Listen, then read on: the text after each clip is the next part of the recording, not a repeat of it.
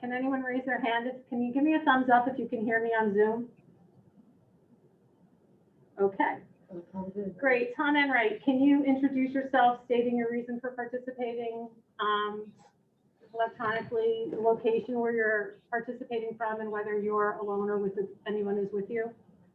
Oof. Tom Enright, 41 Orchard Drive, COVID. Okay. Thank you. Raul? Raul Blanchet, 1 Mendelssohn Drive, Hollis, COVID and snow. Lauren? Lauren Ridstrom, 124 Dow, COVID, alone. Thank you. Brian? Brian Rader, 31 Mason Road in Brookline. I am alone and participating due to COVID. Great. Matt? Matt McGuire, 4-story Brookline. I am alone in my home office and participating via Zoom due to COVID. Great, thank you. I forgot to mention that Cindy Van Conant is here also at the middle school library. I'm sorry, Cindy. I had you participating as a school board member, but you're also participating as a budget committee member. And I'd also like to take this opportunity to thank the members of the administration who are present and helping us administer the meeting and address any kind of follow-up questions and things that come up. So we have Superintendent Andy Corey on Zoom, BA Kelly Seeley, Gina Bergskog, our assistant superintendent, and Bob Thompson is here in the middle school library. Holly, would you like to introduce? I'm Holly Babcock, chair of the Hollis Brookline Cooperative School Board. We have 3 members here in the middle school: Kate Stoll, Cindy Van Conant, and Krista Whalen. And then I have 3 members who are participating electronically. If they could do the same thing, state your name, why you're there electronically, whether or not where you are, and if you're alone, and if you can hear the proceedings. So I'm going to start with Vice Chairman Tom Solon. Tom Solon, I am at home due to COVID. I am currently alone and I can hear the proceedings. Great. Member Brown. Elizabeth Brown, I am in my home office alone, but not at home alone, and I am participating remotely due to COVID. And finally, Beth Williams. You're muted, Beth. Still muted. I hit the button. I'm Beth Williams. I'm participating from home due to COVID. I am alone in the room and I can hear the proceedings. Thank you very much. Okay, and at this point, I need to have a motion that the school board recesses until the conclusion of the public hearings on the proposed fiscal year 2022 budget and the petition warrant article. So moved. Moved by Cindy. I need a second. Second. Kate seconded by. So then all votes will be by roll call. So Kate. Kate, aye. Cindy. Cindy, aye. Holly, aye. Tom. Aye. Liz. Liz, I. Beth. Beth, aye. That will be the order for the evening. So, at 6:39, we are in recess. Gina, could you put up the presentation, please?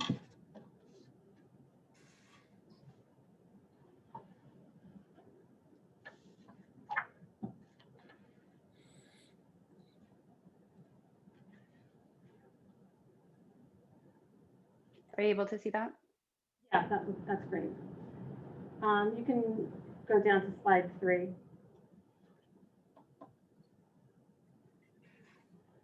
So at this time, what I typically do in advance of the beginning of the public hearing is just give a brief overview of the warrant, which is going to be before the co-op legislative body when we have our annual meeting, and talk a little bit about, just give some background to our kind of a financial summary and some of the underlying conditions that we address as a budget committee as we evaluated and are putting forward the operating budget for the FY22 warrant.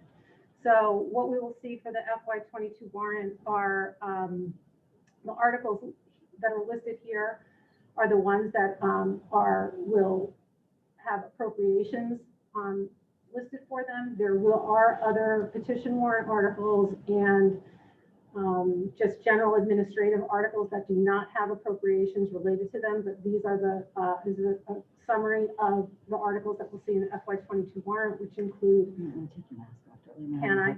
Yeah. That would be great. The hessa contract for our support staff, the professional staff HEA contract, our school operating budget, the SAU budget, an athletics revolving fund, the facilities maintenance trust, and a contingency article. If all articles pass as currently written, the total appropriation would be $25,768,657, and that would be a 3.6% increase from the budget that we have for FY21. Next slide. This is just a simple representation of how the costs for the total budget break down. You see about 56% for salaries and benefits of our staff and an additional 19% for student services. So those two items combined are about 75% of the total budget. The remaining 25% is split among items for general education, building maintenance, transportation, account transfers, and bond service. The budget we'll be discussing serves the enrollment of the Hollis Brookline High School and the Hollis Brookline Middle School. The anticipated enrollment from NESDEC shows an 8 student decrease from FY21 and has us at 1,201 students for FY22, and projects out to FY26 about a 5% increase in enrollment over that time. This enrollment is split about 1/3 to the middle school and about 2/3 to the high school. And if we go to the next slide, we see how it's split among Hollis and Brookline as a cooperative district. So what we see for FY22 through FY24 is a pretty consistent student distribution of about 54% for Hollis and 46% for Brookline. And moving out to FY26, we see those populations, or the anticipated populations, coming very closely in line to 50-50 by that time.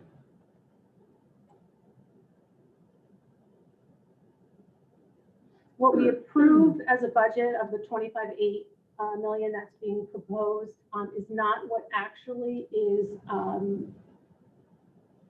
is attributed to your tax rate. What we collect in taxes is a number that's usually between 65 and 70% below the budget that's approved. So what we see for FY21 is that the $16 million that is the tax effort that's collected through taxes was about $800,000 below what we estimated at this time last year, and that's predominantly due to budget underruns that were realized in last year's budget related to the spring school closures.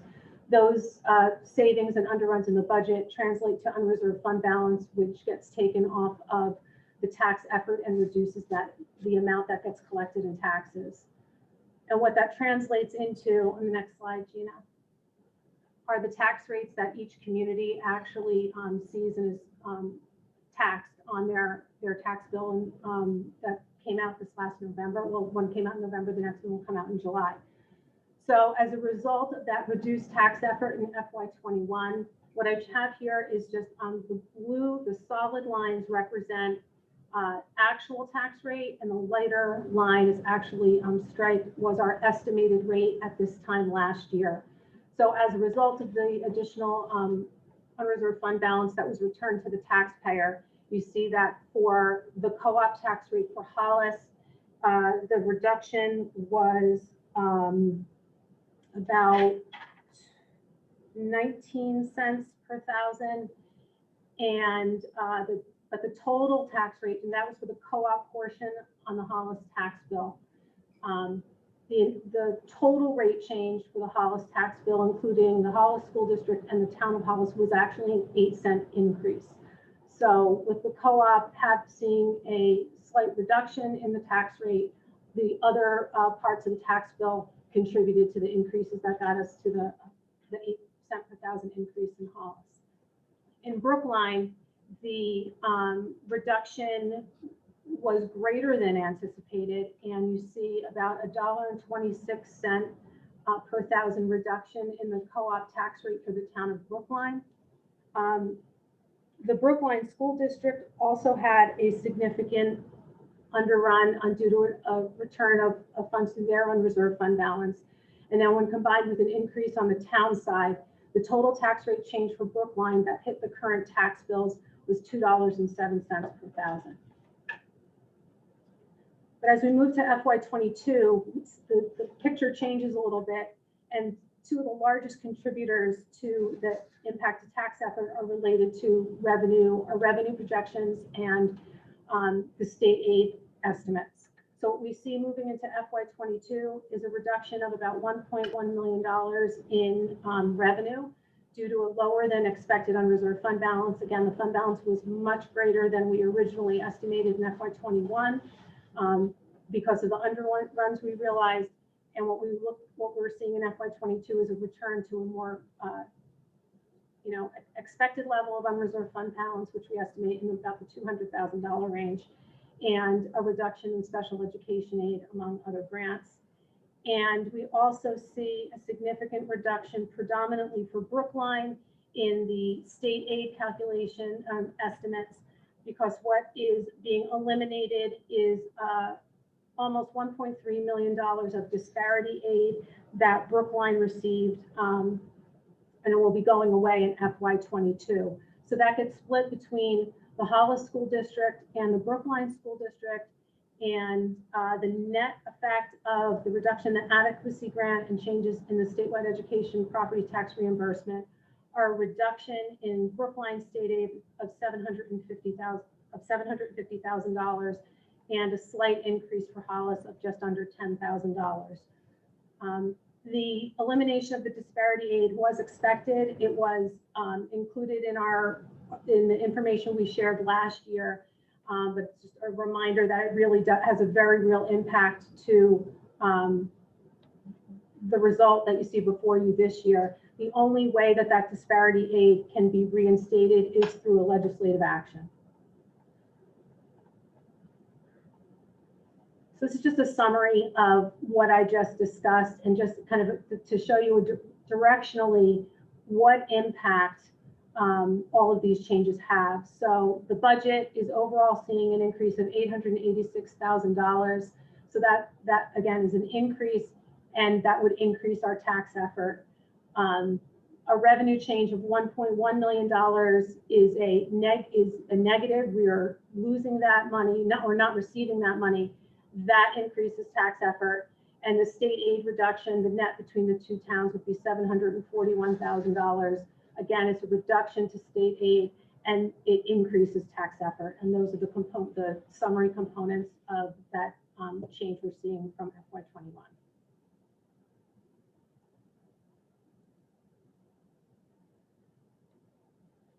From a just dollars to dollars perspective from FY21 to FY22, this is just a summary of the total budget, showing the same dollar increases, just in a slightly different way. Since we do apportion the tax effort, the budget net of revenue between the two towns, that occurs at the bolded line. This is amount to be apportioned. So while the two state aid elements are split by community and are specific to each community, I've summarized them here just to put them together in one place, but we actually apportion once we've removed the co-op revenue. So what we apportion between the two communities is that $24,004,795. That apportionment formula, the next slide, is a combination of 95% ADM and 5% equalized value on non-bonded costs, where ADM represents the average daily membership. And on bonded costs, we're using 100% equalized value. And there's an extra dollar that goes back to Hollis as a result of approving a new apportionment formula last January. So what we have here is just a summary of, Gina, just go back for 1 second. So I just want to clarify that the FY21 ADM estimate that's listed here is based on enrollment. And where we see FY21 enrollment, what we'll actually use is the average daily membership once it's calculated at the end of the school year, but we just use an estimate for our purposes of putting together, calculating the apportionment percentages and putting together the estimates for this cycle.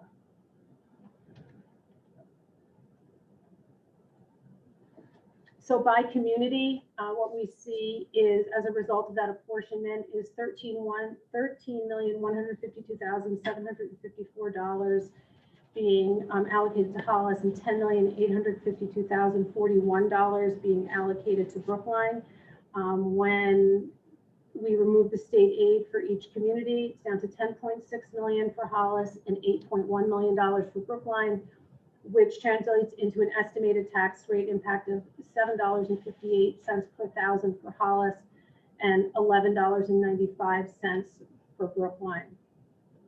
I want to mention here, those numbers are marked with an asterisk. Gina, if you could go to the next slide, because there are two legislative funding solutions that are currently in Concord right now that would affect or have the potential to affect our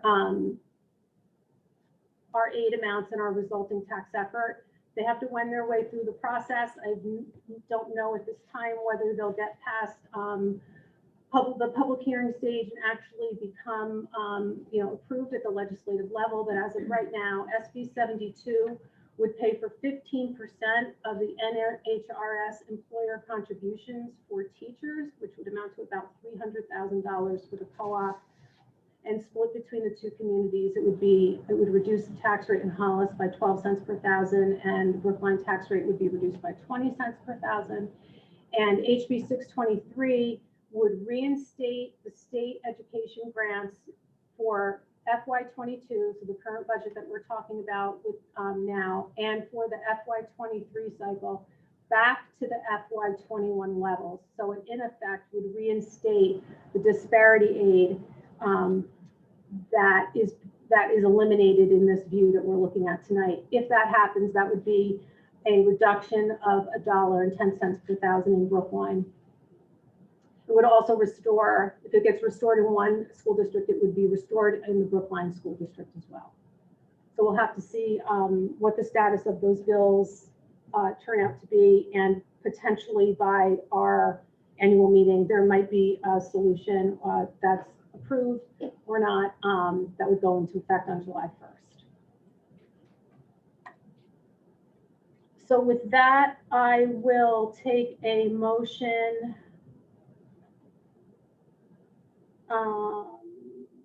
for the budget committee to go into recess until the conclusion of the public hearings on the proposed fiscal 22 budget and an additional petition warrant article. So moved. By Cindy, seconded by Second. Lauren. Thank you. Budget committee stands in recess at this time. And at this time, I'd like to take a moment to just talk a little bit about the public hearing, some of the ground rules, and then we can work our way through the articles and listen to the public input for tonight. So the purpose of the public hearing is to introduce articles with stated financial impact, which are going to be voted on at the district meeting. Public input is going to be requested on per article basis. After the public hearing of all articles, the budget committee will deliberate and take positions on them. I think the school board is going to discuss that and make a decision on how they're going to proceed at the conclusion of the public hearing. The amount of the budget article may be amended by the budget committee, and the 10% maximum allowable appropriation limits the maximum appropriation amount which may be recommended at the district meeting. For public input, it is restricted to Hollis and Brookline residents of voting age. An exception is made for administrators or others as necessary to clarify any questions that arise. Input, as I said, will be requested per article. Zoom participants will continue to be muted, and we're asking that you raise your hand or identify in some way that you would like to provide public input. Once recognized, as we don't have any members present, we will ask you by Zoom to state your name and address. The directions should be directed at the directions. The questions should be directed to me. You'll have a speaking time of 2 minutes, and you may speak into an article after all others have had an opportunity to do so. And I ask that you be brief, as we have a lot of articles before us this evening, so please be brief if your point has been substantially made by others. So we have people participating via Zoom. There might be people just listening to the live stream waiting to join in on Zoom. So I have this information here just so that people can see what the meeting ID is, 945-5763-1454. And the passcode is lowercase yy, capital H, the number 1, capital A, 0. This information was also included on the agenda for the required posting notices.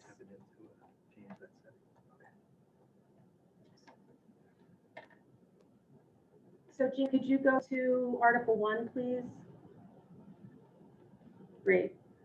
Article 1, to see if the school district will vote to approve the cost items for the first year of a 3-year collective bargaining agreement reached between the Hollis Brookline Cooperative School Board and the Hollis Education Support Staff Association for the 2021-22, the 2022-23, and the 23-24 school years, which calls for the following increases in support staff salaries and benefits at the current staffing levels. The school year estimated increase for 2021-22 is $117,065. And further, to raise and appropriate a sum of $117,065 for the first fiscal year, 2021-22 school year, such sum representing the additional cost attributable to the increase in support staff salaries and benefits required by the new agreement over those that would be paid at current staffing levels. The estimated tax impact for Hollis is 5 cents per thousand, Brookline 8 cents per thousand. The recommendations of each board will be determined either later this evening or at a subsequent meeting. So at this time, I'll ask Krista Whalen from the Cooperative School Board to talk a little bit about the elements of the support staff contract. Thank you, Darlene. The board negotiated with the hessa negotiation team in good faith. The board had 3 goals.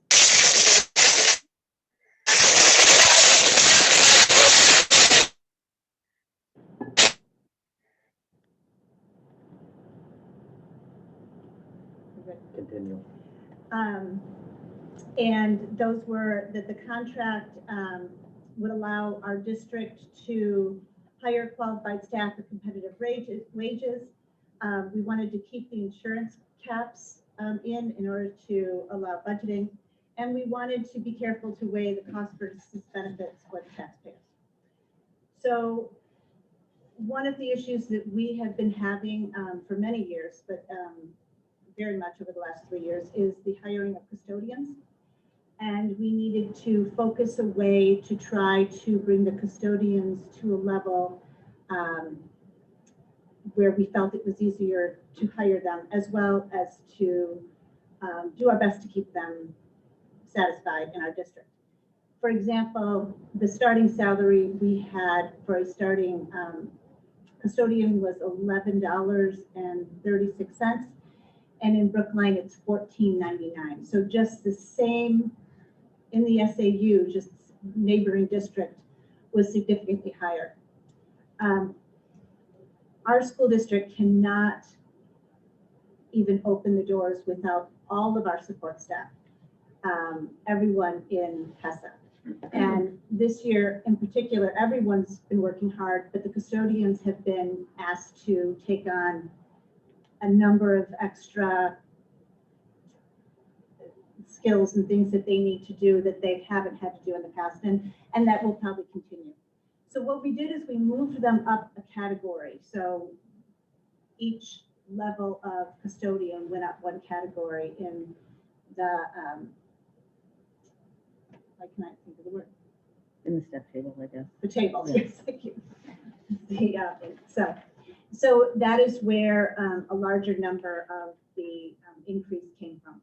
So in step 1, in year 1, everyone on step is a 2% increase, off step a 2.5% increase. And we did this for all 3 years.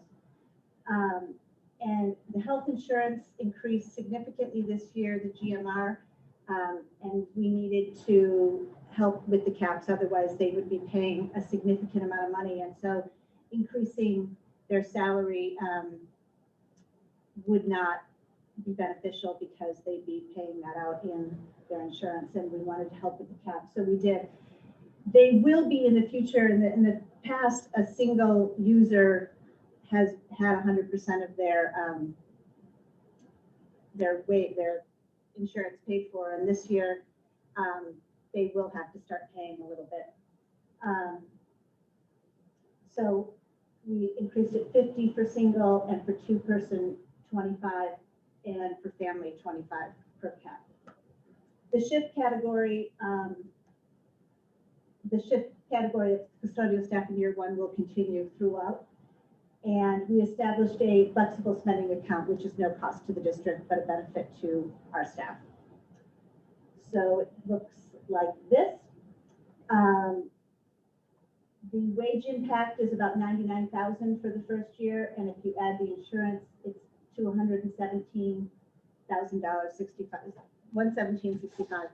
And I really want to clarify that this was, we thought about this long and hard on the board because we weren't sure during a pandemic year we wanted to put through such a large number.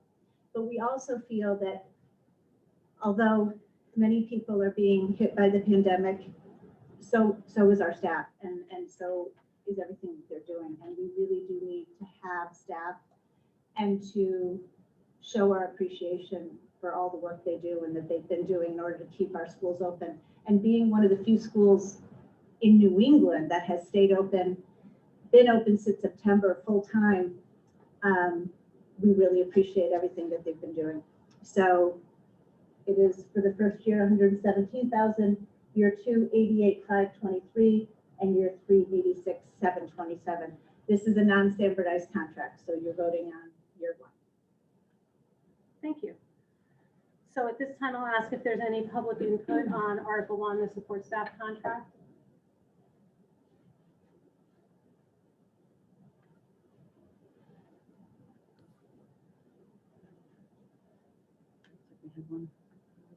This is Eric Power, 12 Westview Road in Brookline. I have public input. Can you hear me? Yes, we can hear you. Yes, on Article 1, I'm very concerned about the size of the increase. It's over $117,000. And if you look at last year's warrant article, the increase for the support staff was just around $81,000. So we're being asked to have an increase of over 44% in a single year for this particular item, which I think is not reasonable given the current pandemic and economic situation. I did hear the explanation, but that's a lot of money, a big increase. I'm very concerned about the 15.9% tax rate increase in Brookline. And I think we have to look at areas where we can conserve a little bit because that's a big increase and a lot of people are hurting financially. So I would recommend the Budget Committee do not approve this warrant article. Thank you. We have an Aaron Penkachick with this hand raised. Okay. Aaron? Aaron, yeah. Okay, Aaron. Yes. Can you hear me? Yes. Good. So I would second what Eric just said and would point out to you that, I mean, a 44.2% increase is ridiculous in these expenses. I live in Hollis. I'm at 133 Dow Road. I'm retired. I'm on a fixed income. And you keep raising these taxes to feed the school system that we have here. And you're going to drive us out of your town. I'm going to have to move somewhere else. I can't afford your country club, right? You need to be fiscally responsible. And it feels to me like these articles are not fiscally responsible. And I'm very disappointed in what I'm seeing here in these articles in terms of the financial increases in the tax rates. So you need to think about that, right? Because you're going to lose tax revenue when those of us who are paying it right now decide we've had enough of this and we move out of your town.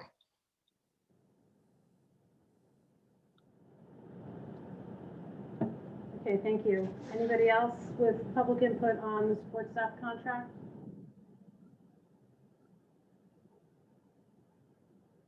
Okay, seeing none, I will close public input on Article 1 and move into Article 2, the professional staff contract.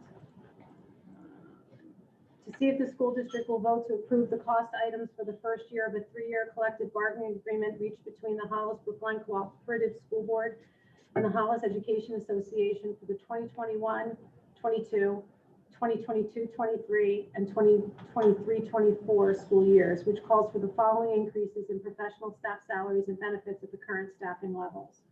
For fiscal year 2021-22, the estimated increase is $228,316. For fiscal year 2022-23, the estimated increase is $294,057. For fiscal year 2023-24, the estimated increase is $330,369.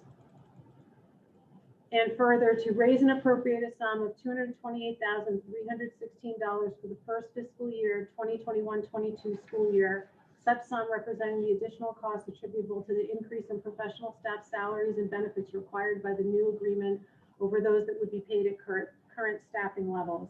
The estimated tax impact for Hollis is 9 cents per thousand, for Brookline is 15 cents per thousand. The recommendations of each board will be determined either later this evening or at a future meeting. At this point, I'd like to ask Tom Solon, who is a member of the negotiating team for the HEA agreement, if he could just speak to the highlights of the contract. Thank you, Darlene. Can people hear me okay? Yes. Okay. Well, thank you, everyone. We are pleased to offer this contract warrant article to the voting population of Hollis and Brookline for approval and ratification. It is a 3-year contract proposal that we believe benefits the district and the community as well as the staff by providing both stability and predictability in it. One of the benefits of having a multi-year contract like this is that it saves costs for the district in 2 ways. One is there is a very tangible cost to conducting negotiations, but the other is that when the staff has that level of predictability and security of a multi-year contract, they are much more amenable to what we consider to be reasonable salary changes. The way that the professional staff is compensated is through what's called a step table, and the step table includes columns that represent their credentials, their degree status, ranging from bachelor's degree, going through levels of additional work, moving on to master's degree, and the highest column being master's plus 30 credit hours. And then the rows increase by years working in the district. When an employee enters the district, they are placed on the step table based on their status credentials, and they continue to move along the step table down the step table as their years in the district increase. They can move laterally if they get recognized for reaching new credential levels. When they reach the last step, they remain on that step at essentially a fixed salary for the rest of their time working in the district. And we, through contract negotiations, apply what we call COLA adjustments, cost of living adjustments, to the step tables themselves, which are meant to keep the employees whole in the face of inflationary costs, as well as occasionally to make changes to keep us competitive with other districts. I will point out that through the work of our administrators as well as our staff, we have remained one of the few schools that has been substantially in person throughout the pandemic. And that has a lot of value to our students and to our community, and want to thank everyone for doing so. And in that context, we have been successful in keeping people healthy in the schools. There have been no identified incidents of transmission taking place in our schools. And that's something to be applauded. One thing that I want to point out is that our staff is a relatively senior staff. Approximately, well, over a third of them currently are on the last step of their salary schedule, and in the over the course of the 3-year contract, assuming that our demographics stay the same in our professional staff, that will be over 40%, and that represents an even higher percentage of the total salary allocation. So a significant portion of our staff is receiving only these COLA increases of 0.75% in the first year of the contract, 1.5% in the second year of the contract, and 1.75% in the third year. The people who are moving along the step table, for the majority of the table, receive an additional 2.5% increase for their seniority until they reach their last step. So that is the way that we have constructed the proposed salary tables for the new contract. No changes in the structure of them, but these incremental increases in the overall values of the table, representing what are intended to be cost of living style adjustments of 0.75, 1.5, and 1.75%. Those are the numbers that contribute to the dollar estimates of the warrant article. But in addition, those dollar values in the warrant article include the additional federal taxes that are applied to those salaries, as well as the additional amount of New Hampshire retirement contribution that has to be paid by the district. I hope that makes that element of it clear. Other factors in the professional staff contract worth noting are an increase of $10 per hour, from $25 an hour to $35 an hour, to reimburse teachers, staff who are in the school who give up their planning time to substitute. That is a very beneficial activity because it keeps us from having to need to bring in substitutes from the outside at a higher compensation rate, as well as the fact that it's having teachers in for substitutes as opposed to a body in there to attend to the students. So it's to the students and the district's benefit to be able to use teachers for those substitute positions. The two other big changes in the contract produce no change in the actual function of the schools.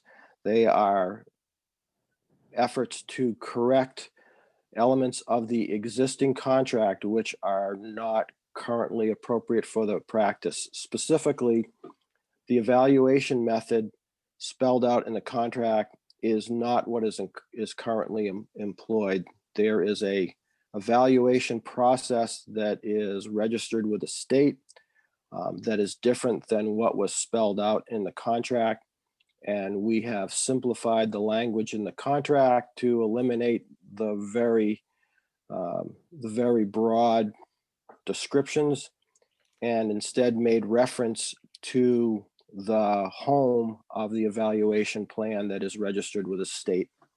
Second thing that we have done is to change language about the definition of the school day in the contract, particularly in the middle school, to incorporate items that are currently covered by a sidebar agreement with the union that has enabled us to run a middle school schedule that was implemented for this school year, the present school year, in order to make adjustments that were necessary to meet federal regulations. We had to make some changes to the school year, and the language in the new contract complies with both the regulations as well as the practice in the school. Other than that, the only other major changes we're going through and just correcting the years or updating the years of the contract so that it's relevant to the period being proposed. This is a standardized contract, meaning that it is, if approved, it is valid for all 3 years and will be budgeted accordingly. Standardization is currently the practice in both Brookline and Hollis elementary districts. It has some level of controversy due to some past discussions. It is the board's opinion that, first of all, standardizing it enabled us to get what we consider to be more beneficial negotiating status for increases, because the teachers are confident that we will abide by the terms of the contract. Second of all, using the professional staff contract as a means for budget adjustment is not considered by myself and other members of the board to be the most effective way of addressing budget concerns. If there is a budget concern, it should be looked at the bottom line, and the administration can then take appropriate measures to use the money appropriately. Whereas if in a year the legislative body chose not to honor the contract proposed increases, it means that certain staff members would get penalized. And in those instances, the best people are the ones that have the most mobility to leave. So if there is a concern about how the legislative body has the ability to control expenses, that's done through the budget. Playing around with terms of a negotiated contract is not our suggested way of doing that. And that concludes my comments on the proposal. Thanks, Tom. Thank you. Okay. At this time, I'll open up public input for Article 2, the professional staff contract. This is Eric Power. I'd like to speak. Can you hear me? Mm-hmm. Yes, I'm concerned about this article. If you look at this article and you look at the figures that are being quoted here, we're going to be raising the operating budget by $853,000 over 3 years, just for this, just for the teachers' pay and benefits. And if you look at the spending over 3 years, it's over $1.6 million more than we're already spending.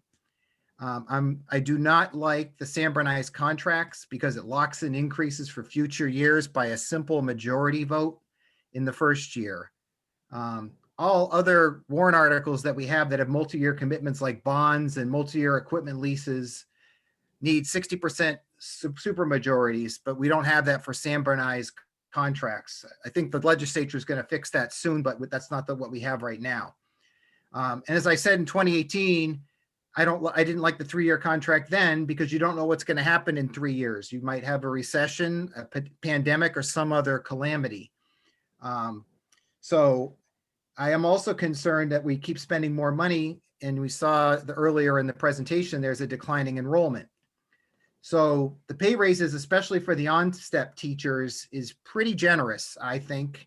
The range of what teachers will get over 3 years is 12.1 to 14%, which is pretty high, I think, given the current circumstances. And I would advise that the budget committee vote against this, especially because it's Sanbornized, and that is not a good way for us to proceed. And I appreciate your consideration. Thank you. Is there any other public input at this time? Anybody have their hand raised? No, there's no one on there. Okay. Seeing no other public input, I will close public input on Article 2 and move on to the operating budget, which is Article 3. To see if the school district will vote to raise and appropriate a sum of $24,160,377 for the support of schools for the payment of salaries for school district officials and agents and for the payment of statutory obligations of the district.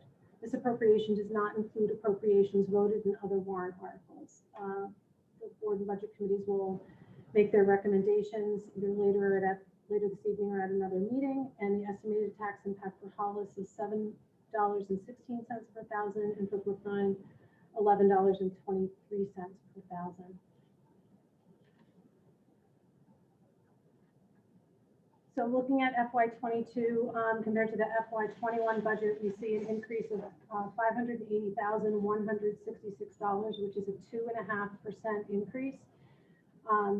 That increase includes 1.85 FTEs related to a Hollis Brookline High School case manager, a shared facility substitute, which is a resource shared throughout the entire SAU. So that means that the co-op takes a portion of that substitute, the Hollis School District takes a portion of it, and the Brookline School District takes a portion of the cost related to that substitute. And we are expanding the SRO to be from like 2/3 to a full-time SRO, because the Hollis School District will be employing its own SRO. We used to share the resource between the two districts, and it will no longer be a shared resource. And we're going to be continuing the cyclical technology upgrades in both the middle school and the high school. Looking at the major increases, we see an increase of about $417,266 in student services due to changes in programming, which includes student transportation.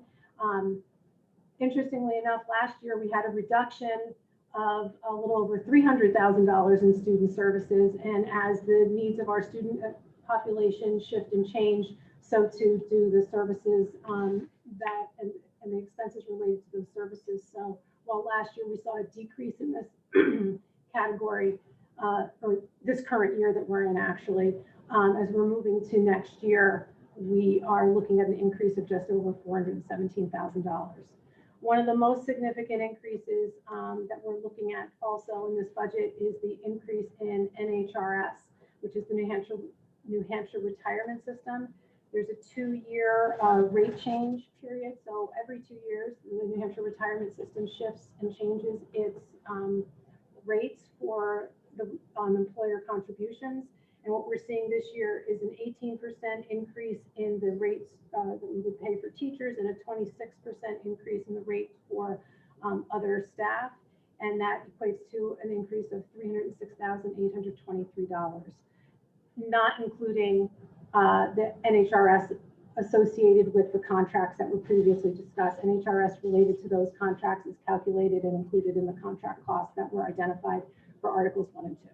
So this is for kind of taking our existing staff and holding them until we move on into the as we move to the FY22 year. In healthcare, we're also seeing an increase of 10.9% in the guaranteed maximum rate, which equates to an increase of $197,705. We're phasing in technology replacements for an incremental 22,180. And we're looking at new items, which includes the staffing changes I previously mentioned, capital maintenance, facilities maintenance items, we see textbook purchases, and security upgrades. Aaron has his hand raised. Okay. As we go through to the major decreases, there's a reduction of 105,000 in professional development based on the changes that were implemented in the existing contract that result in professional development expenses being retired and taken out of the budget. We have no planned retirements as we look to FY22, so that's a reduction of $48,908. Building and grounds, we see some reductions of $267,332 as we reprioritize maintenance items and move them for consideration in future years. There's a reduction in salaries of $171,940. This is related to fewer than anticipated lane changes. So when our current staff, they can move on the step table either up a step because of an additional year of service or over a lane if they get additional education, moving from a bachelor's to bachelor's plus 15 credits toward a master's plus 30 toward a master's, then move to master's plus 15 and master's 30. We're seeing fewer anticipated lane changes for $81,000 and it does other savings related to attrition of staff. And we also have $127,000 of projected savings due to reduced transfers to the trust funds for facilities maintenance and special education and student services. Okay, so at this time, I'll ask if anyone has public input on the operating budget, and I see that Aaron, I'll let you pronounce your last name, Aaron. It's Pencasic, or however you would like to pronounce it. I'm used to it. And if you could restate your address, please. Yes, I will. I'm at 133 Dow Road in Hollis. And thank you for your detailed explanation of the budget. It's good work, and I appreciate that.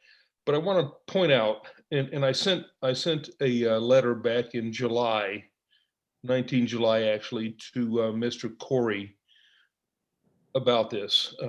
It hasn't gone anywhere yet, but SAU 80, right, which is the Shaker Regional School District, went through their budget process and determined that because of the COVID shutdowns that were necessary for the school system, that they found a 3.5% reduction in taxes for school expenses was warranted for their citizens. They have an approved budget of $24.3 million, which is very similar to what we have. Right? And the reductions that they identified were a negotiated 65% reduction in daily transportation rate, which is primarily school buses, canceled field trips, co-curricular activities canceled, no spring sports, lower utility costs, no professional development for teachers, and no classroom supply purchases. Why aren't we doing that? I mean, you're showing us a 2.5% increase in expenses, while SAU 80 is showing a 3.5% reduction in expenses. And I'll stop there. Okay, thank you. So the reduction, I'll let Superintendent Corey chime in momentarily, but I want to point out that the reason why I spent a little bit of time earlier talking about the higher than expected unreserved fund balance is because the district did in fact realize savings for many of the same reasons you just stipulated that other districts saw from the spring of last year, and in fact did return that money to the taxpayer. So once that budget year is closed, though, we're moving into a new budget year, the current year that we're in right now. And we are currently in district and not realizing savings in transportation and all of those same categories, because we are in not a remote district. We are in school. I'll let Superintendent Corey expand on this, but though I'm not sure what SAU 80's situation is right now, and they may in fact have those reductions because they're remote and not in school, but we are in school right now with some remote options for students, and this budget anticipates us being in school for the FY22 school year. Ms. Superintendent Corey, if you'd like to add to that. Yeah, Aaron, we already sent that surplus back to the taxpayers of the co-op district, the Hollis district, and the Brookline district. And our returns were probably in the ballpark, if not exceed, the SAU 80. So that money has already been given back. It went to offset to taxes. This budget is for FY22, and as Darlene said, we're fully opening and functioning every day. But we have already met that requirement, and we did the same thing. We returned significant money on bus contracts. We had no spring sports. We had very little, if any, professional development. There were a number of areas of savings, and those were gone through during the various school board meetings leading up to the spring, and I believe were also discussed by our business manager with the budget committee. Great, thank you, Mr. Corey. I hope to see that in my tax bill next year. It actually had an impact on the tax bill that you just received in November. Well, okay, no, it didn't, Well, but. Well, I would say that this goes back to the chart that I presented earlier. The co-op contribution to your tax rate was reduced in Hollis. The tax rate is up by 8 cents. But again, by returning that money through the co-op portion of your tax bill, the co-op portion is a reduction. The other parts of the tax bill for the Hollis School District, don't recall off the top of my head what their contribution percentage up or down was, and the tax and the town tax rates combined to what the tax impact is. So I just want to be clear though, that and reiterate that money was returned, and on the co-op portion of the bill, it was a reduction. Thank you. Thank you. Any other input? Brian Loveland had his hand up. He's taking it down. Okay.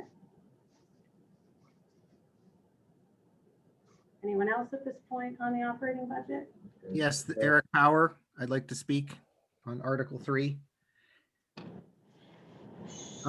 Yes, on Article 3, I'm concerned about the operating budget. This is the biggest, obviously the biggest part of the budget. And again, we're going to see a tax rate increase of almost 16% in Brookline and about 15.5% in Hollis. We have a declining enrollment. The enrollment's going to go down maybe 1% next year. It's been going down, but this budget keeps going up. And if you look back to FY19, we were spending, in rough numbers, $18,200 per student in the co-op. And with everything proposed for FY22, we're going to be at $21,500 in just 3 years. That's an 18% increase, $3,300 per student in the co-op. That shouldn't be going that fast. Inflation is not 18%. Last year, inflation was 1.5%. There has to be a way to keep this operating budget to a dull roar. It's going up way too fast, and it's actually taxing people out of town, as Aaron had just talked about. So I would encourage the budget committee to take a good look at this operating budget and consider what can be cut from this, because we can't keep having these double-digit percentage increases in tax rates in Hollis and in Brookline. It's just not sustainable. Thank you very much. Thank you. Anyone else for Article 3? Okay, closing public input on Article 3 and moving to Article 4, the SAU budget. Shall the district vote to raise and appropriate the sum of $997,899 as the Hollis Brookline Cooperative School District's portion of the SAU budget of $1,953,257 for the forthcoming fiscal year? This year's adjusted budget of $1,918,864 with $980,328 assigned to the school budget of this school district will be adopted if the article does not receive a majority of vote of all of the school district voters voting in the school administrative unit. The boards will take their positions on their recommendations. The estimated tax impact for this article is 39 cents per thousand in Hollis and 67 cents per thousand in Brookline. This, as the article language stipulates, is has an adjusted budget associated with it. So if the initial appropriation of $997,899 does not receive the majority of vote among the three districts, then the adjusted budget is adopted. Looking at some of the details associated with the FY22 budget, the things that impact the $170,000 increase are the same things that impact our budget most significantly, that being benefits for NHRS as well as healthcare.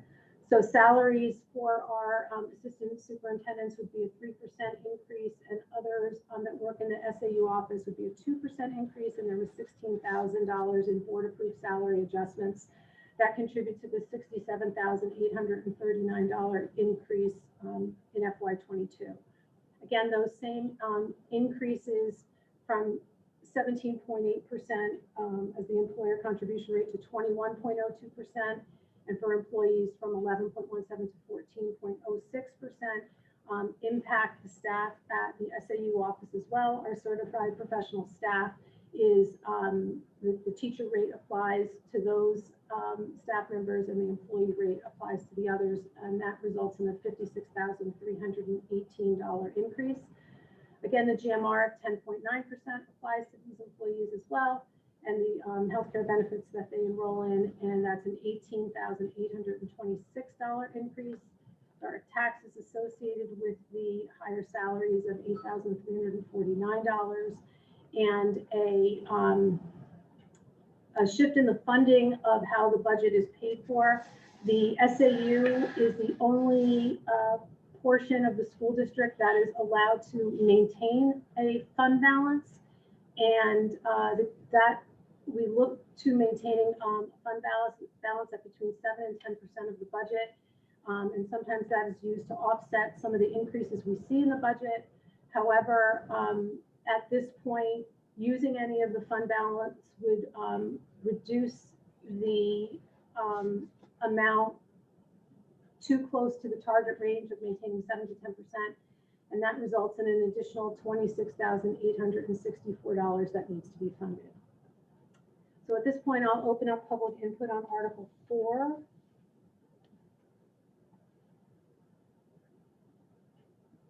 Yes, this is Eric Power. I'd like to speak to this Article 4.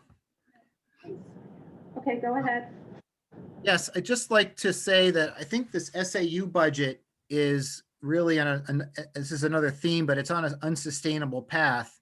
If we go back just 15 years in the SAU 41, we had almost 2,800 students, and we had an SAU staff headcount of 9 with 1 superintendent and a budget just under $1.1 million, which had us having the amount of money we spent per student for the SAU administration was $391. Fast forward to 2022 and the proposed budget, we have 13% less students. We're down to about 2,400 students, but the SAU office headcounts almost doubled up to 17. We now have 3 superintendents, including the 2 assistants, and the SAU budget is almost $2 million. And if you look at the declining population with the increased budget, the SAU cost per student is now going to be over $800, $813 per student in every student in the whole SAU. I just think that that's a very unsustainable path for this particular function. And we have to really look at, bringing these costs under control. the inflation over that time was only 23%. So it's not inflation that's driving this 2x increase in costs per student. And also Hollis is actually considering, $1.5 million bond to renovate the SAU building. So that might enable this SAU to get even bigger. And so I think that we have to really look at this and do what we can to bring this SAU under control. Thank you very much for listening. Thank you. I'd just like to clarify that Hollis School District will not be putting forward the bond for the SAU, the renovation of the SAU building. Is there any other public input on Article 4? No. Okay, closing public input on Article 4. I'm going to take Articles 5 and 6 together. They're related because one article discontinues something, the other initiates something, but they're both related to athletics. So Article 5 is to discontinue the athletic expendable trust. Shall the school district vote to discontinue the athletic expendable trust fund? Said funds and accumulated interest to date of withdrawal are to be transferred to the school district's general fund. Majority vote required. Boards will take their positions. As that's closing a fund and moving them money to now what will be addressed in Article 6, which is to establish an athletics revolving fund. Shall the school district establish a non-lapsing athletics revolving fund in accordance with RSA 194(3)(c) to be funded by receipts from athletic participation fees and charges.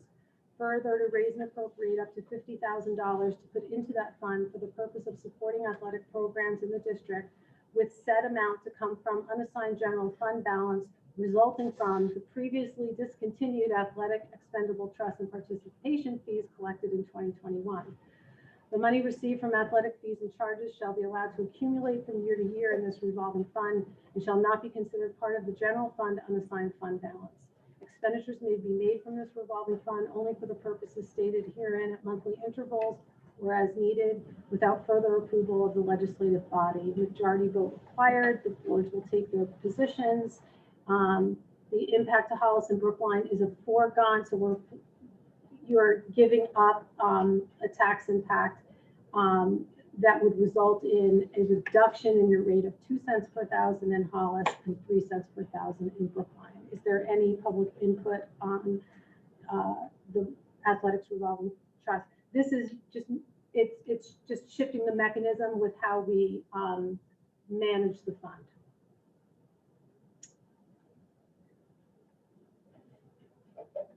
No one. Okay, seeing no public Oh, input. sorry, Drew Mason has raised his hand. Okay, Drew. Drew, Yes. you have- Can you hear me? Yes.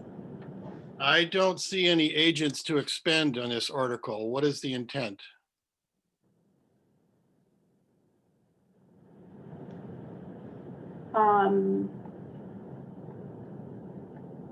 The intent, the way we would spend from it would be as through the monthly intervals that are identified.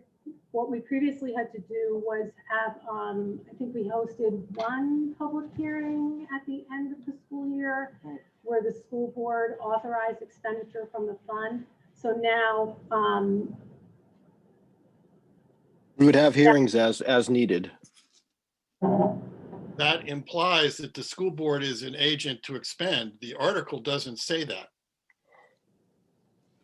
Is it built into the RSA though? I'd There have is to no look. requirement for a public hearing on this particular fund. This language was given to us and written by our legal counsel. I believe the way that the revolving fund is described in RSA, and I don't have the photographic memory to be sure of it, but I believe the way it was explained is the RSA covers those details of how, who and how expenditures can be made.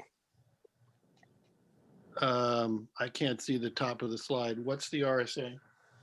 194(3)(c). 194(3)(c). All right, thank you. Drew, if you do find that there is something missing and can call it to our attention in the next few days, we can address it on the 10th. Will do.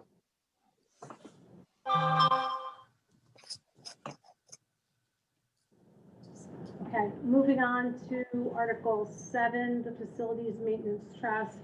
To see if the school district will vote to raise and appropriate up to the sum of $115,000 to be added to the previously established school building and facilities maintenance expendable trust fund. The sum to come from the Hollis Brookline Cooperative School District's June 30, 2021 unassigned fund balance available on July 1st, 2021. The boards will take their positions in the foregoing a tax rate reduction of 4 cents per thousand or 8 cents per thousand in 4 cents per thousand in Hollis and 8 cents per thousand in Brookline.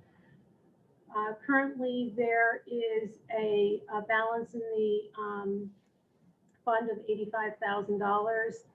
The proposed funding of $115,000 is to manage phase 4 of roof repairs at the high school and the next phase of road paving. So we'd essentially be authorizing $150,000 from unreserved fund balance to go into the fund, and we'd be expending it on those two items.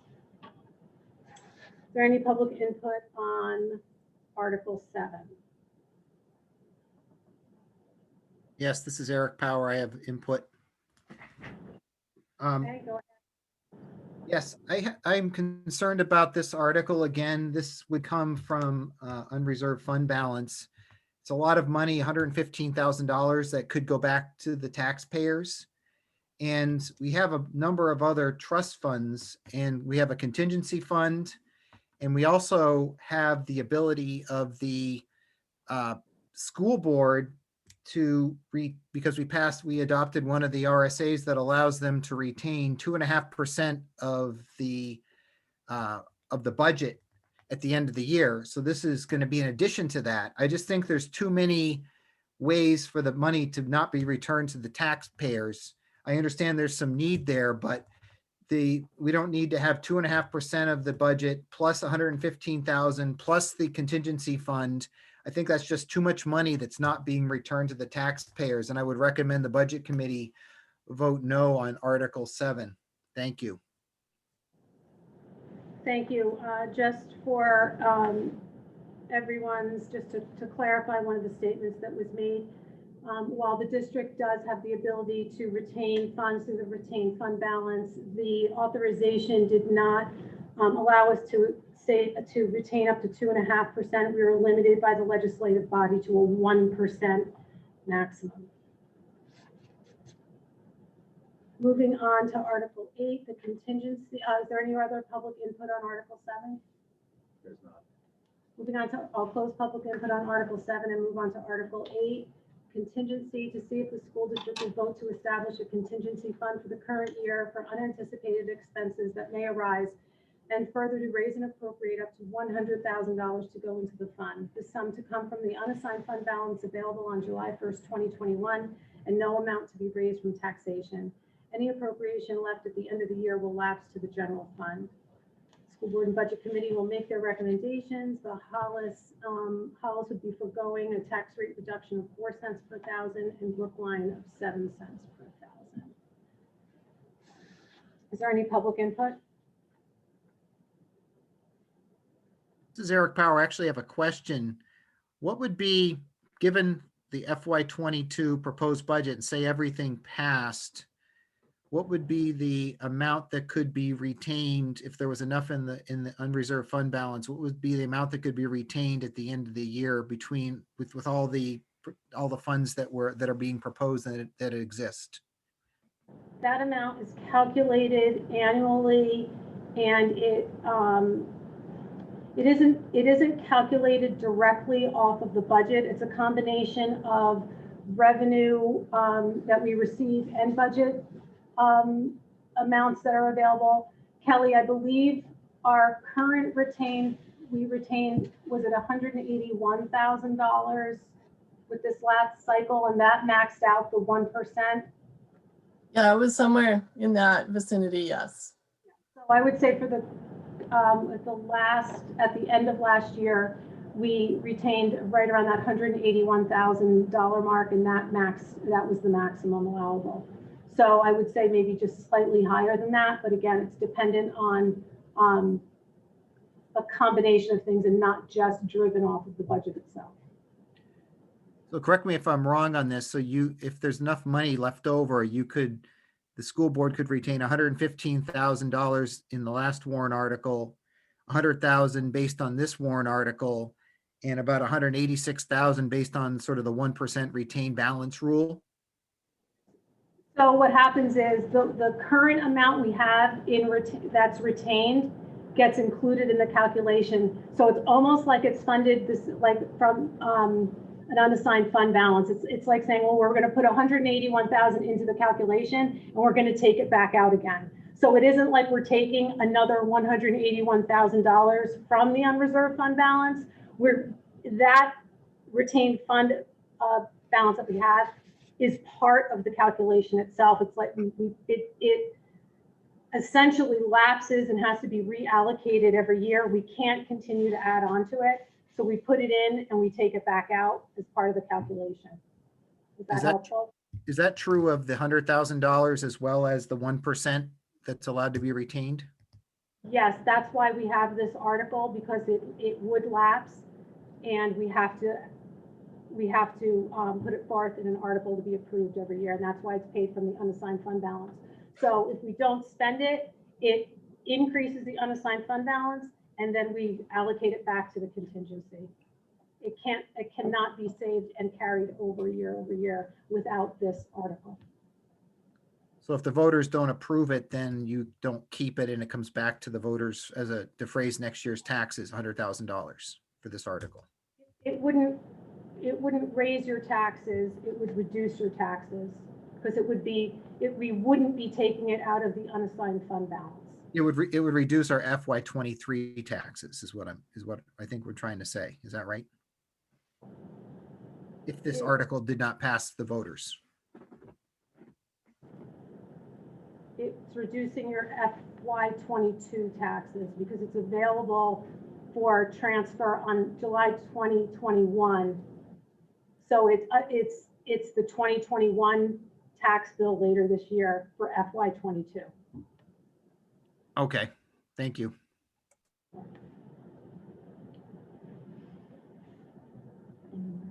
Any more? Okay. I'm sorry. Close public comment. Yes. Oh, so I'd like to close public input on Article 8. Where are we on the next ones? Okay, Article 9.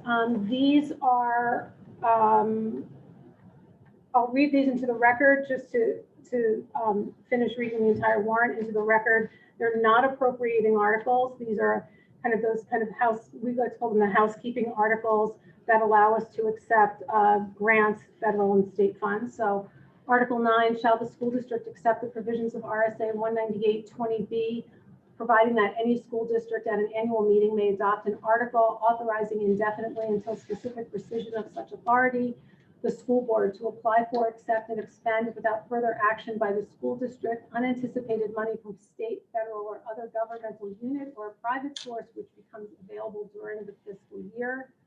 Article 10 is a contingent article. In the event Article 9 passes, Article 10 is not necessary, but it's to see if the school district will authorize the Hollis Brookline Cooperative School Board to access future year state and federal special education aid funds in the event that special education costs exceed budget limitations. So this allows us to accept grant money or special education aid and things like that. I'll open it up for public input, but again, it typically doesn't require even a public hearing because it's non-appropriating. Any public input on Articles 9 or 10? Okay, closing public input on Articles 9 and 10. We have a series of petition articles that have been submitted. The one that was posted for noticing for tonight is I'll call it Article 11. I'm not sure if that number would change, but this one is, shall we adopt the provision of RSA 32(5)(b) requiring the annual budget and all special warrant articles having a tax impact as determined by the school board shall contain a notation stating the estimated tax impact of the article. The determination of the estimated tax impact shall be subject to approval by the governing body, submitted by citizen petition. Is there any public input on Article 11, including the tax impact on the warrant? Yes, this is Eric Power. I'd like to give a brief presentation on this as a citizen that helped with this petition. I can allow you the 2 minutes that everybody else is allowed because it wasn't submitted in advance and we were unprepared to open the floor indefinitely. So if you could take your 2 minutes. Am I able to share a presentation or not? No. Okay. So this warrant article is basically directing the school board when they develop a warrant to include the tax impact in every warrant article that has a tax impact. So at the end of the warrant article, it would state the estimated FY tax rate impact, $6.91 per thousand for Hollis and $10.79 per thousand in Brookline. So basically it puts information in the warrant that tells people information that's already in this presentation, but it actually puts it in the warrant so it's very clear and transparent to the voters. So adopting this RSA increases transparency because it puts it right in the warrant. The tax impacts estimated by the budget committee and approved by the school board. It really helps full disclosure, and it makes for more informed citizen voting. And it's especially valuable if the co-op ever adopts SB2 and it's in the official ballot, because it would then be on the ballot for every warrant article. So I would ask that you support this warrant article to support enhanced transparency for the co-op school district by requiring the tax impact notation in the future co-op school district warrants. Thank you. Thank you. Barbara King. Okay. Barbara King, it looks like you have public input.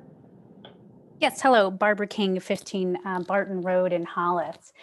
My public input is that the boards should not support this unless it also includes any petitions submitted by residents of the towns, because this puts this tax impact on what the school boards does, but people that continue to put warrant articles on via petition would not have the same burden. So like we have some that, like taking 7th and 8th out of the co-op, would have tax impact on Brookline and Hollis and as well. So this shouldn't be limited just to what the school boards does. It also should include, if people want this, it also should include any citizen petitions added. And can we amend these now, or do we have to wait till meetings in March? Any amendments would be addressed in March, but can petitions be amended? In Drew? March, they Okay. can. Okay, I'll look to our moderator to address, I don't know if petition articles can be amended. They can be in. Petition articles can be amended, but I believe the language of this may be statutory. I'd have to look it up. Okay. Okay, so our moderator will check into that, but in any case, it can't be addressed at the public hearing. It would have to be at our annual meeting. The other point I'd like to make is that a petition article is a special warrant article. Oh, great. Thank you. And so this would then apply to any citizen petitions if it's Yes. passed. Yes. And if it's not provided, it wouldn't get voted on? The tax impact would be determined by the school board. That's interesting. Okay. For any citizen petition article. All right. Thank you. Thank you. Anyone else? Aaron. Okay, Aaron? Just a very brief comment. I think more transparency is better in terms of taxes, because we all have to pay these and we need to understand where this money is going. So I support this warrant article and the expanded potential that we've just heard from the lady that just testified as well. Thank you. Thank you. Anything else? Anyone else with public input? There's not. Okay. So at this time, I'll close public input on Article 11 and close the public hearing on the warrant for the co-op school district. I'll close the public hearing at 8 p.m. So we move on at this point to each board can return from recess. Do we need a motion to do that? I don't think so, We just can't as because we we're at reconvene. recess. Okay, Yeah, so we're reconvening the co-op budget committee. and we're reconvening the Hollis Brookline Cooperative School Board. Great, to discuss the articles and make recommendations. So the budget committee will be doing recommendations on the articles presented this evening. I'm not sure as a school board if you're going to make that same. I just want to ask the board, I think given that, I would like to take all of them on the same night. So I'd rather not do part of them tonight and part of them on the 10th. Kelly, my understanding is if we do them on the 10th, we'll be able to get them into the town report. Yes, that is correct.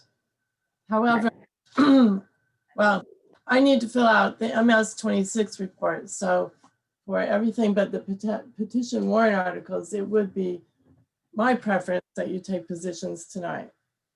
Okay, so my only concern is the article that Drew had questions on, whether or not we want to do that one, which was the athletic trust.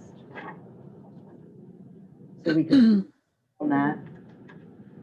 Does anybody in the school board have a preference?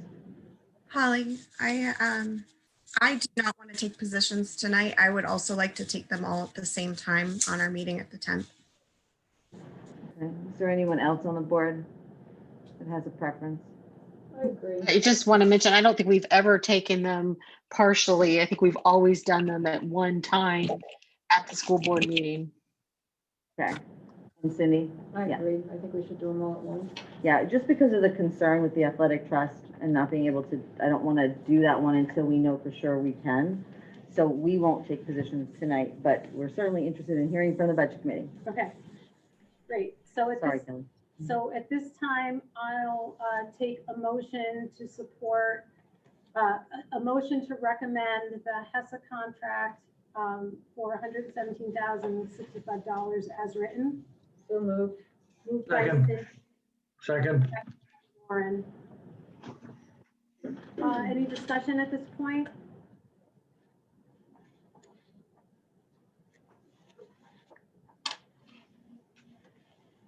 Okay, seeing none from the budget committee members, we did just have a thorough vetting of both of the CBAs at our last budget committee meeting, which was just, I think we're all up to speed on the conditions of the collective bargaining agreements, and no supplemental questions after that meeting were submitted to me for follow-up. So our votes do need to be by roll call, and at this time, we'll conduct that vote. So Matt? Yes. Are you a yes? Yes. Okay, Lauren? Yeah, support it. Tom? Yes, support. Thank you. Brian? Yes. Okay, Dave Glenn is absent. Who am I missing? Raul? I will abstain since my wife still supports part-time, the hessa employees. And Cindy? Yes. And I vote yes as well. So the budget committee is supporting the HESA agreement by a vote of 1, 2, 3, 5, 601. Okay. Next, we have the professional staff agreement for $228,316. So at this time, I'll take to recommend the contract for $228,316 as written. So moved. Moved by Cindy, seconded by I'll second. Brian, thank you. Okay, any discussion at this point? Yes, I don't support this. First of all, it's San-Bernard's. The last time we did this 3 years ago, we were assured that it was a one-off when the last contract was San-Bernard's. And some of us were concerned that it was going to become a regular event. And it would appear that that has happened. I don't think that's in the best interest of the district. I also am concerned that it's not sustainable. I think that last year of the contract is higher than what people anticipate, the market anticipates inflation will be. And I lastly think that the step increases are, frankly, the step increases in themselves are not sustainable. So I would vote against this contract. Thank you.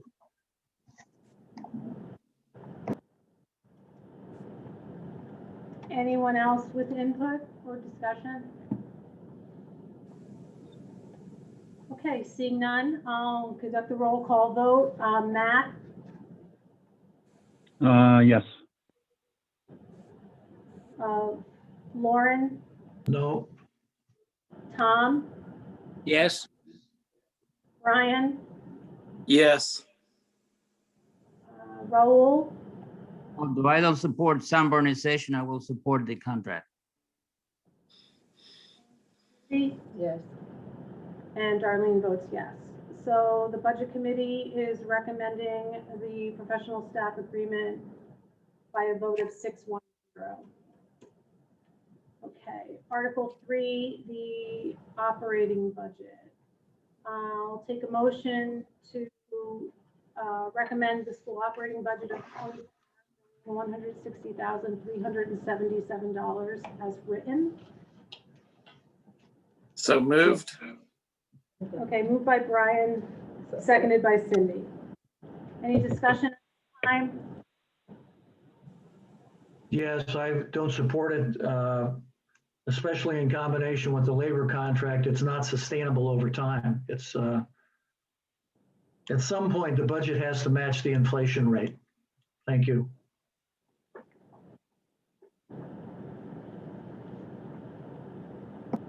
Seeing no other comment, I'll call the vote. Matt, Yes.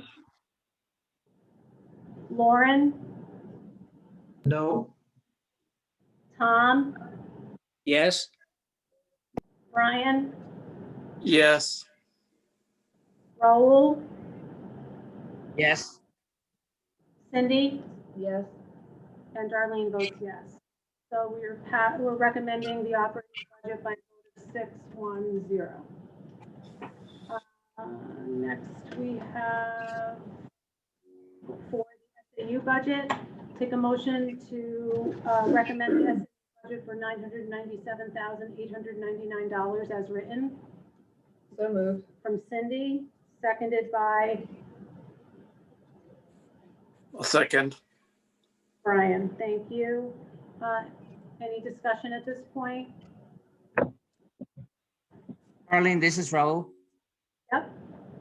I make a point that just with this article, like in the previous one, when you take a couple of big items out of the equation, NHRS, healthcare, and in the case of Article 3, the student services, basically the rest of the budget is flat. So I think, and those items are really somewhat beyond our control anyhow. So I'm in support of this article.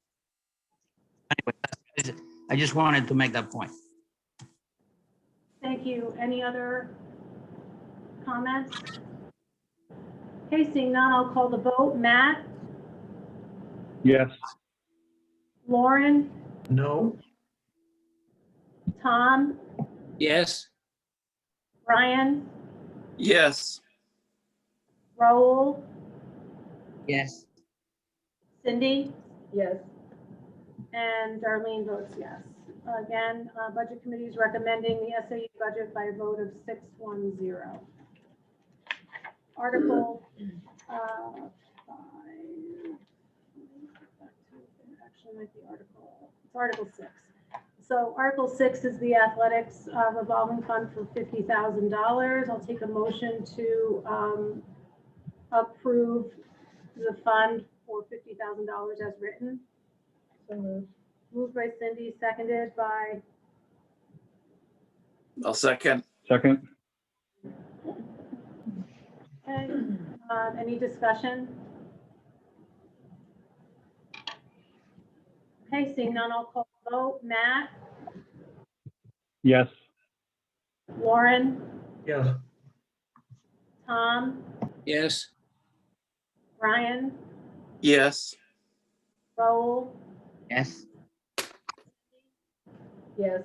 and Darlene votes yes. Again, Budget Committee is recommending the athletics revolving fund article by a vote of 6-1-0.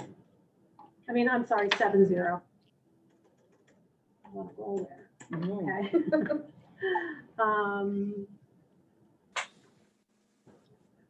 The Facilities Maintenance Trust, I'll take a motion to recommend the Facilities Maintenance Trust for $115,000 as written.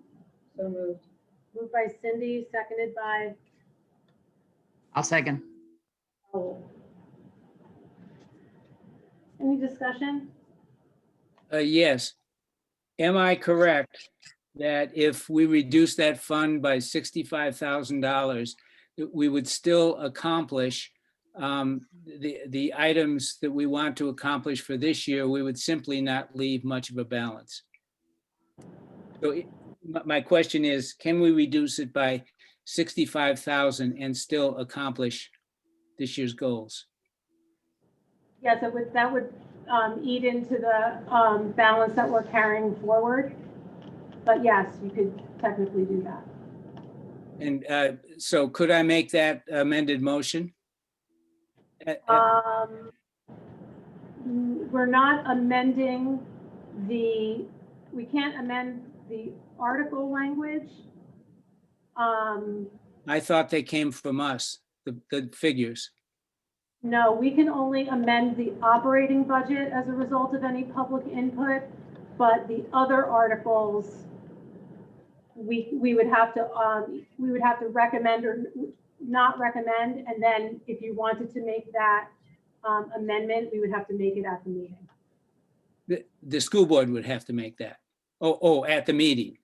No, at the annual meeting, we could make it we could offer a motion. Oh, to okay. I'm sorry. So my choice is to support or not support. Exactly. Thank you. Sorry. That's okay.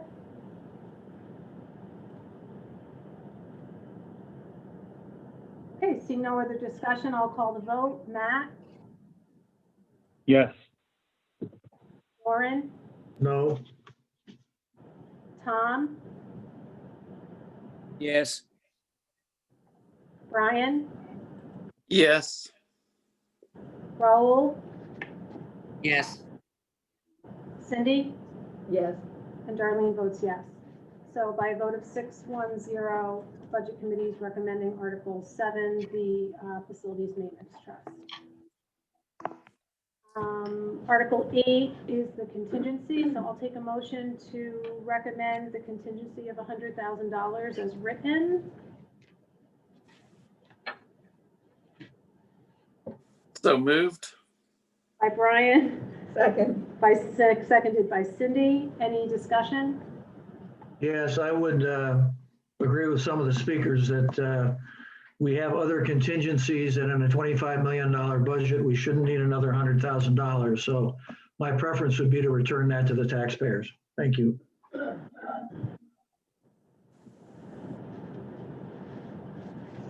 Any other discussion? I would agree with Lauren on that one. I will as well.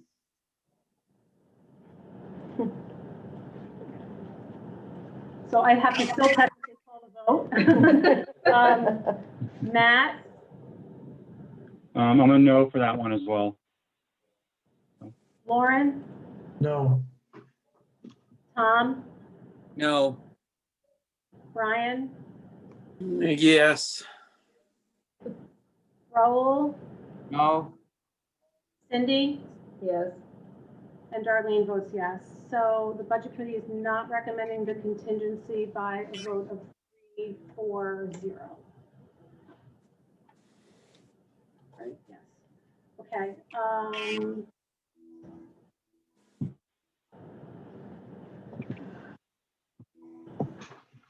Give me 1 second. The only other article, you don't have to provide a recommendation on any of the remaining articles for accessing the anticipated funds through Articles 9 or 10. I would like to ask the Budget Committee if they would like to provide a position on the petition article of adopting and including the tax cap on the warrant. If we could have that discussion. I would like us to make a recommendation either way on this one. We had the last time this article was brought forward, we did. I don't believe it was last year. I think it was the year before.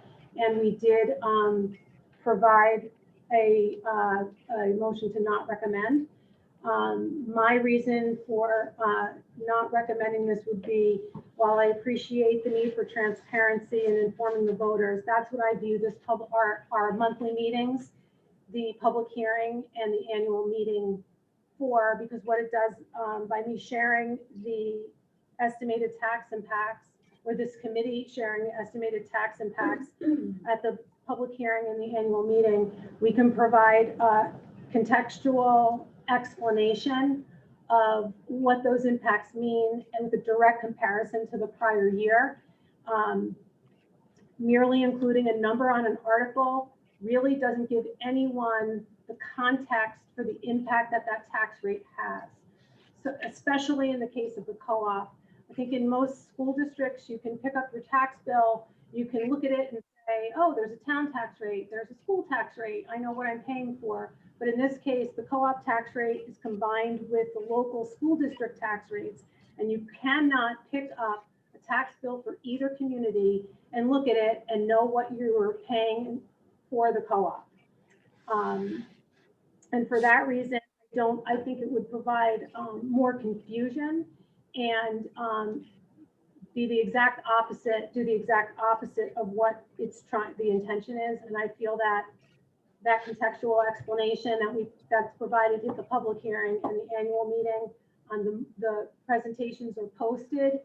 There's time for people to ask questions at the public hearing. There are time for people to ask questions and address tax impacts at the annual meeting. And for that reason, I would not recommend this petition warrant article. I would very much agree with that. I think additionally, it raises the potential to have two numbers, because there could be a last minute change. We have a published number, then Darlene, the chair, gets up and gives a different number. So rather than transparency, I think it would add confusion. So I support Darlene's comment. Let me also make a comment, and that is there's usually some context and background behind every number, and just taking the number by itself could be misinterpreted, or the false support or not false narrative could be given. And so it could tend to confuse more than add clarity to the process. So I'm against that as well.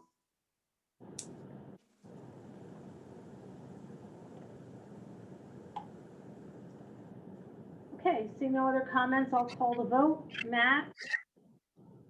No. Lauren? Do not support. Tom? Do not support. Brian? Do not support. Raul? Likewise, do not support. Cindy? Do not support. And Darlene votes no. So the Budget Committee will not be recommending, unanimously not recommending the petition article on tax rates on the warrant. Now that closes the recommendations for the items discussed this evening. Gina, can you put up slide 42?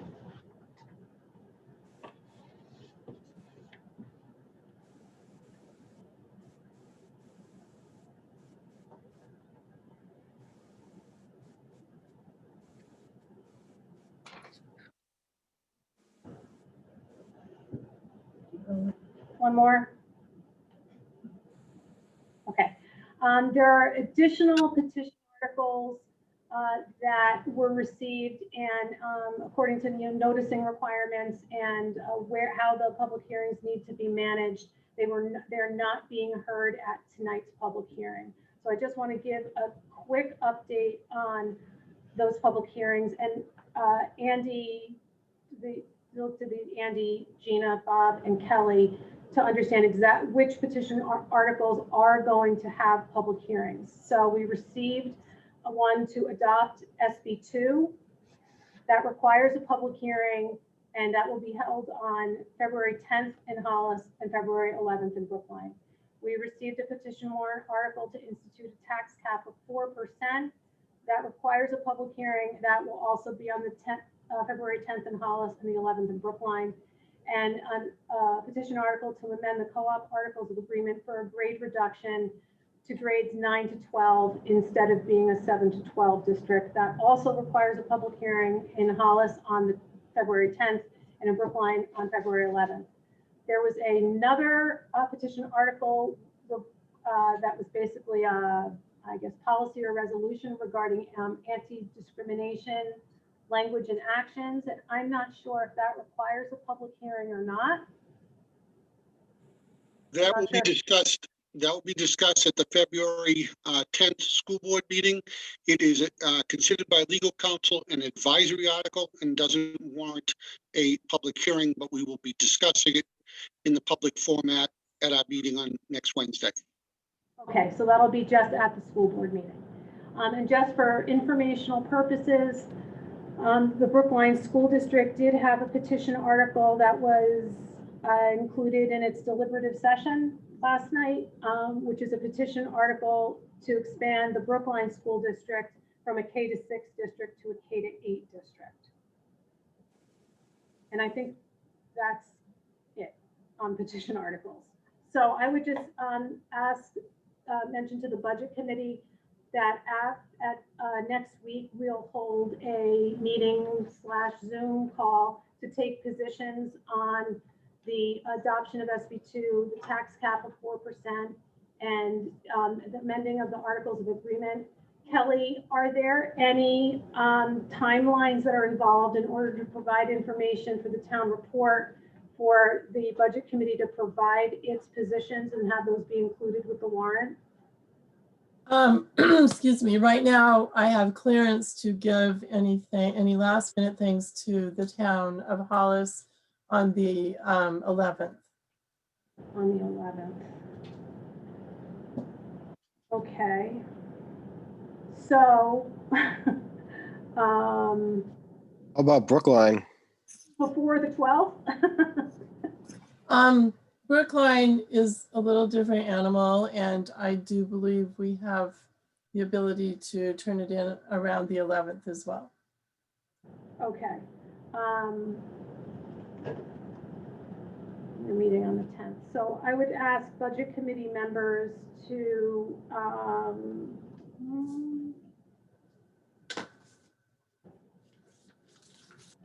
what time is the public hearing in Brookline on the 11th? I believe it's 6:30. Okay, well, we'll figure out a time between the 11th and 12th for the budget committee to meet and make recommendations. So I just want you all to kind of bear that in mind on your calendars.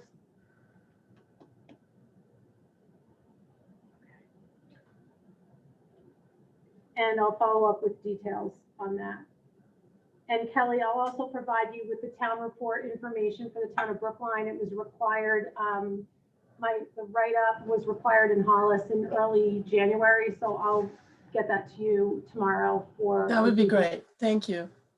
Hey, Darlene, Yeah, I have a question.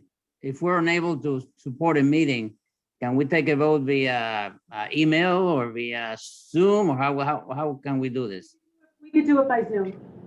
Zoom? Okay. Okay. Are there any other items from the budget committee? Okay, seeing none, I will again follow up with you. It will probably be at some time on the 11th, that or early on the 12th. Maybe the town would give you until very early on the 12th, Kelly, to get back to them. But we'll come up with that date and have a meeting to take positions on those articles. And we're still waiting and in a holding pattern on the dates and timeframes for the annual meeting. Seeing nothing else from budget committee members, I'll take a motion to adjourn at 8:25 p.m. So moved. Lauren, seconded by A second. Cindy. All those in favor, I have to call the roll. Matt, Matt, aye. Lauren, Aye. Tom, Yes. Brian, Yes. Raul. Raul, you have to unmute. I'm sorry. Yes. Cindy? Yes. Darlene votes yes. We are adjourned. Thank you. Okay, and I have to Thank you adjourn very as well. much. At this point, I need a motion from the co-op school board to adjourn. So moved. Moved by Cindy, second. Second. Second by Kate. Take a roll call. Kate, Kate, aye. Cindy, Aye. Holly, aye. Tom, Aye. Liz, I. and Beth. That's fine. We are adjourned at Before everyone disconnects, 8:26. I should have said this before we adjourn. I want to thank everyone for their participation tonight. I appreciate everyone's flexibility to be here on Zoom, offer their input, and I want to, again, especially thank the administration for their support to get us kind of through the Zoom. I second that. So thank you very much. Thank you very much. Good night. Aye.